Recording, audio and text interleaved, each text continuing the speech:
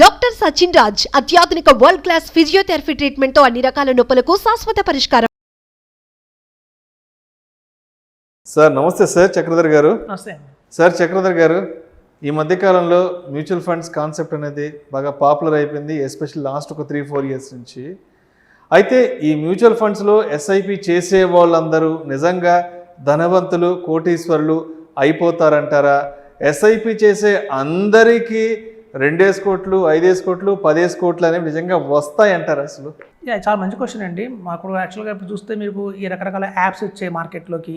అలాగే మన క్రికెట్లో కూడా యాడ్స్ బాగా వచ్చాయి. మ్యూచువల్ ఫండ్స్ సహీహే అంటున్నారు, ఎస్ఐపి కరో అంటున్నారు. సో ఇప్పుడు ఏంటంటేనండి, ఎస్ఐపిస్ వాస్తవంగా మంచి రిటర్న్స్ వస్తాయి. ఎవరైనా కోటీశ్వర్లకి అయితే ఖచ్చితంగా అవ్వచ్చు. 15x15 1 crore మేము గట్టిగా చెప్తూనే ఉన్నాం. అంటే 15 సంవత్సరాలు ఎవరైతే కనుక నెలకి 15,000 వేస్తారో వాళ్ళకి 1 crore వస్తుందని మేము చెప్తున్నాం. సో ఇంత మనం కనుక లాస్ట్ 20 ఏళ్ల నుంచి చూసుకుంటే, డేటా తీసుకుంటే, నిజంగా అప్పటి నుంచి కూడా మ్యూచువల్ ఫండ్ ఇండస్ట్రీ కొత్తది కాదు ఇండియాకి. 40 సంవత్సరాల నుంచి మన సెన్సెక్స్ అన్నీ ఉన్నాయి. సో 20 ఏళ్ల నుంచి మాలాంటి వాళ్ళు చాలా చెప్తూనే ఉన్నాం. నిజానికి ఎంతమంది కోటీశ్వర్లు అయ్యారు అని చూస్తే మాత్రం ప్రతి 1000 మందిలో 1-2 ఉన్నారండి అంతే. 1000 మందికి కానీ ఒకరిద్దరు. ఎందుకు అంటే దీనికి కారణాలు చాలా ఉన్నాయి. ఇప్పుడు చూడండి, అన్ని ఫండ్స్ కొటేషన్ చేయలేవు. ఎందుకంటే వేలలో ఫండ్స్ ఉన్నాయి. ఆ వేలలో ఫండ్స్లో మనకి 8%, 12% రిటర్న్ ఇచ్చేవి ఎక్కువ ఉన్నాయి. అధికంగా 15 నుంచి 20% రిటర్న్ ఇచ్చిన మాత్రం వేళల్లో లెక్క పెట్టచ్చు. సో ఎందుకు అంటే ప్రతి ఒక్క 5 ఏళ్లకి ఫండ్ పర్ఫార్మెన్స్ అనేది మారిపోతూ ఉంటుంది. 4-5 ఏళ్ళకి మారిపోతుంది. ఇవాళ 30% ఇచ్చిన ఫండ్ ఆ 35% కొనసాగుతుందా నెక్స్ట్ 20 ఏళ్ళు అంటే డౌటే లేదు. మేము చూసినంత వరకు అలా ఏ ఫండ్ జరగల. కొన్ని రేర్గా ఉన్నాయి, నిప్పాన్ వాళ్ళే కావచ్చు, హెచ్డిఎఫ్సి వాళ్ళే కావచ్చు, అట్లా. సో ఇప్పుడు ఏంటంటే వేలల్లో ఫండ్స్ ఉన్నప్పుడు ఆ వేలల్లో ఫండ్స్లో మనకి నిజంగా కోటేషన్ చేసే ఫండ్స్ ఏవి, ఆ 10 ఏవి అనేది ఒక అడ్వైజర్ ఎవరైతే ఉంటారో లాస్ట్ 20 ఇయర్స్ నుంచి ఈ ఫీల్డ్లో ఉన్నప్పుడు వాళ్ళకి తెలుస్తుంది. ఓకే, ట్రెండ్ లార్జ్ క్యాప్ ఉందా, మిడ్ క్యాప్ ఉందా, పోర్ట్ఫోలియో ఎలా డిజైన్ చేసుకోవాలి అని. కాబట్టి ఏంటంటేనండి, ఏబిసి ఈ 3 చాలా ఇంపార్టెంట్ అండి. నిజంగానే ఒక ఎస్ఐపిలో మనం కోటబుల్ తెచ్చుకోవాలి అంటే మాత్రం ఈ ఏబిసి అనేది చాలా ఇంపార్టెంట్ రోల్ ప్లే చేస్తాయి. అసలు అంటే మనం చూద్దాం. ABC formula. సో ఈ ఏ అంటే అడ్వైజర్. సో మీరు కనుక ఒక అడ్వైజర్ సహాయంతో కనుక మీరు ఇన్వెస్ట్మెంట్ చేస్తే, ఆల్రెడీ ఎవరైతే 2 సైకిల్స్ చూసారో, ఇప్పుడు చూడండి, మార్కెట్ ప్రతి 7 ఇయర్స్కి ఒక సైకిల్ నడుస్తుంది. జెయింట్ వీల్ లాగానే మార్కెట్ పైకి వెళ్తుంది, మళ్ళీ కిందకి వస్తుంది, పైకి వెళ్తుంది, కిందకి వస్తుంది. సో అట్లా ఎవరైతే 2 సైకిల్స్ కంప్లీట్గా చూస్తున్నారో గతంలో, వాళ్ళకి ఒక అవగాహన వస్తుంది ఏ ఫండ్ హౌసెస్ ఎలా పర్ఫామ్ చేస్తున్నాయి, ఆ పర్ఫార్మెన్స్ ఉన్న కన్సిస్టెన్సీ ఏంటి. ఇప్పుడు చాలామంది చూడండి, టాప్ బెస్ట్ 5 ఫండ్స్ అని కొడతారు గూగుల్లో. దానివల్ల కొన్ని ఫండ్స్ వస్తాయి. మీరు ఒక 6 నెలల మళ్ళీ కొట్టండి, ఆ ఫండ్స్ వేరే వస్తాయి. అంటే ఇప్పుడు లాస్ట్ ఇయర్ బాగా పెర్ఫామ్ చేసిన ఈ ఇయర్ చేయకపోవచ్చు, నెక్స్ట్ ఇయర్ చేయకపోవచ్చు. సో వాటికి ఏంటంటే క్వార్టల్ ర్యాంకింగ్ అంటారండి. అది చాలామంది తెలియదు. ఈ క్వార్టల్ ర్యాంకింగ్ని మనం తీసుకొని అప్పుడు ఆ క్వార్టల్ ర్యాంకింగ్ వల్ల కన్సిస్టెన్సీ తెలుస్తుంది. సో Q1 ప్రతి ఒక్క ఫండ్కి ఆ క్వార్టర్ ర్యాంకింగ్ని చూడాలి. అందులో Q1, Q2, Q3, Q4 అని 4 రకాలుగా ఉంటాయి. అందులో ఫస్ట్ ప్రతి ఒక్క Q1, Q2, Q3, Q4లో కూడా ఆ నెంబర్ 1లో కంటిన్యూ అవ్వాలి ఆ ఫండ్. దాని ర్యాంకింగ్ మళ్ళీ సపరేట్గా ఉంటుంది. ర్యాంకింగ్ 1, ర్యాంకింగ్ 2, 3, 4 ఇస్తాం. సో ప్రతి ఒక్క ఫండ్ కనుక కన్సిస్టెన్సీగా ప్రతి ఒక్క క్వార్టర్లో కూడా నెంబర్ 1లో ఉంది అంటే కనుక 90% ఆ ఫండ్ మిమ్మల్ని కొటేషన్ చేస్తుంది అనమాట. సో అట్లా క్వార్టర్ ర్యాంకింగ్ ఎలా చూస్తారు అనేది అడ్వైజర్ చూస్తారు తప్ప, జనరల్గా మనం కనుక గూగుల్లో సెర్చ్ చేస్తే ఆ ఫండ్ సంబంధించి క్వార్టర్ ర్యాంకింగ్ అనేది కనిపించడం చాలా తక్కువ. సో అది మెయిన్ ఏంటంటే ఒక అడ్వైజర్ సహాయం ఇందులో ఉండాలి. నెక్స్ట్ ఏంటంటే బిలీఫ్ ఉండాలండి. యాక్చువల్గా మేము గత 15 ఏళ్ల నుంచి ఈ ఫీల్డ్లోనే ఉన్నాం. మ్యూచువల్ ఫండ్స్లో మేము చెప్తాం, మీకు బ్యాంక్ కంటే ఒక ఫిక్స్డ్ డిపాజిట్ కంటే కూడా ఇందులో ₹1 ఎక్కువ వస్తుంది, 12% రిటర్న్ వస్తుంది. బ్యాంకులో మీకు ఆర్డీ వేస్తే మీకు వచ్చేది 8%. అట్లా మేము చాలా వాళ్ళకి చెప్తాం. వాళ్ళు నిజంగానే వస్తారు, మనం నమ్మి వస్తారు. ఎప్పుడైతే మార్కెట్లో కరెక్షన్ అయిందనుకోండి, ఆ ప్రిన్సిపల్ కూడా తగ్గిపోగానే వెంటనే మళ్ళీ బ్యాంక్ వెళ్ళిపోతారు.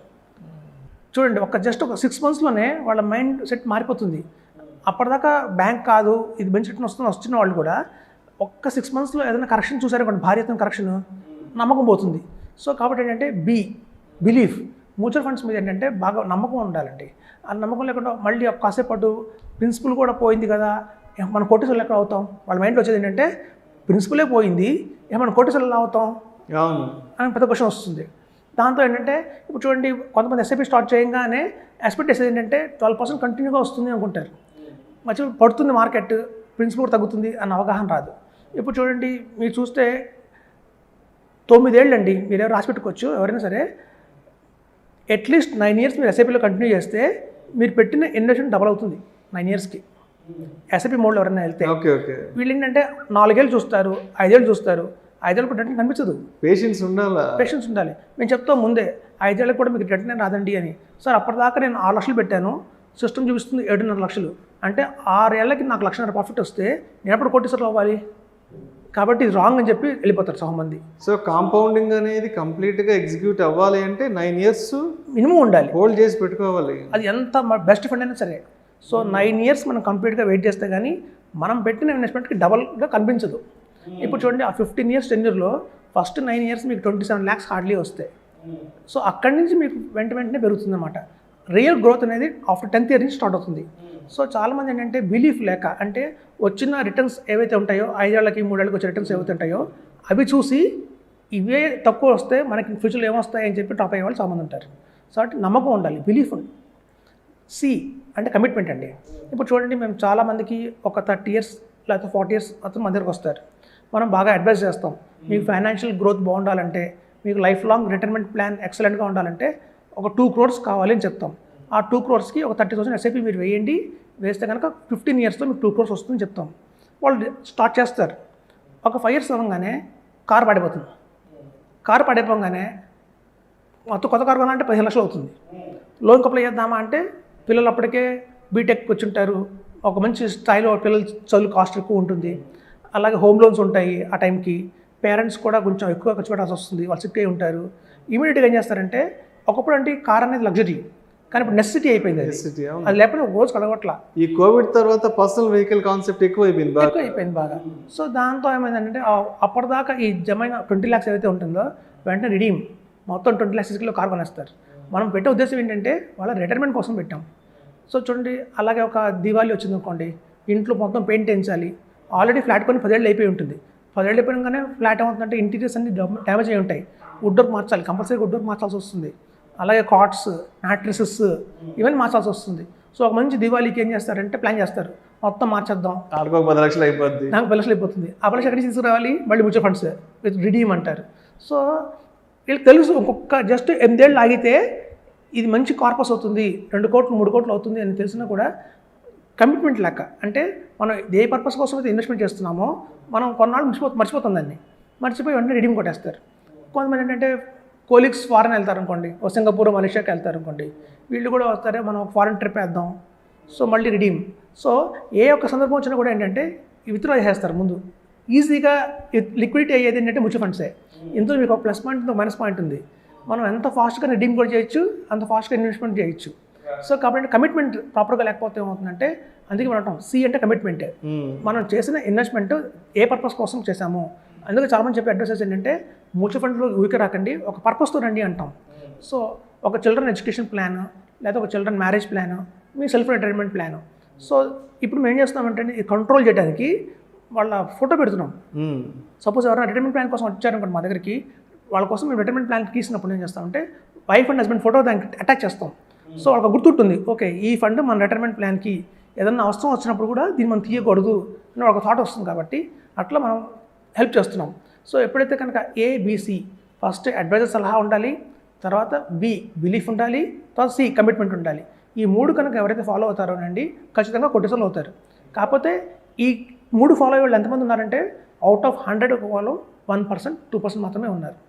కాబట్టి ఏంటంటే ఈ నేను చూస్తున్న ఈ 20 yearsలో మమ్మల్ని క్వశ్చన్ అడుగుతారు, ఎంతదాకా మీరు ఎంతమంది కోటీశ్వరులు చేశారండి ఈ ఫీల్డ్లో ఉన్నారు కదా అంటారు. ఈ 3 లేని వాళ్ళు చాలామంది ఉన్నారు. కాబట్టి వాళ్ళకి అవకాశం రాలేదు.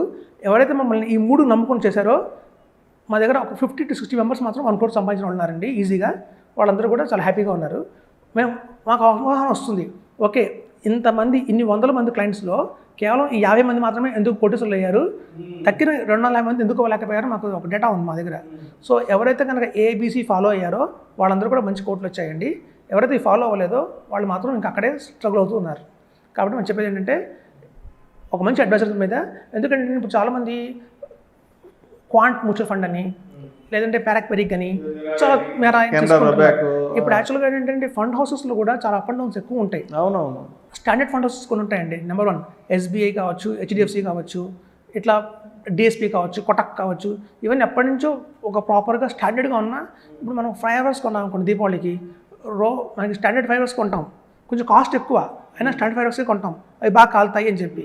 అట్లా ఫండ్ హౌసెస్లో కూడా ఏవైతే టాప్ 5 ది బెస్ట్ ఉన్నాయో అట్లాంటివి ఎంచుకుని కనుక వాళ్ళు వెళ్తే ఖచ్చితంగా కోటీశ్వరులు అవుతారండి. సో మొత్తంగా మ్యూచువల్ ఫండ్స్లో కోటీశ్వరులు కావాలి అంటే ఏబిసి ఈ ఫార్ములాని కరెక్ట్గా ఎగ్జిక్యూట్ చేసుకోవాలి. అదేవిధంగా కాంపౌండింగ్ ఎఫెక్టివ్గా పనిచేయాలి అంటే, కాంపౌండింగ్ రిజల్ట్స్ చేతికి రావాలి అంటే కనీసం ఒక 9 సంవత్సరాల పాటు ఆ ఇన్వెస్ట్మెంట్ని కదిలించకుండా ఉంటే ఎండ్ ఆఫ్ ది డే మనం అనుకున్నట్టే మంచి రిటర్న్స్ చేతికి వస్తాయి, ధనవంతులు అయ్యేదానికి అవకాశం కూడా ఉందంటారు.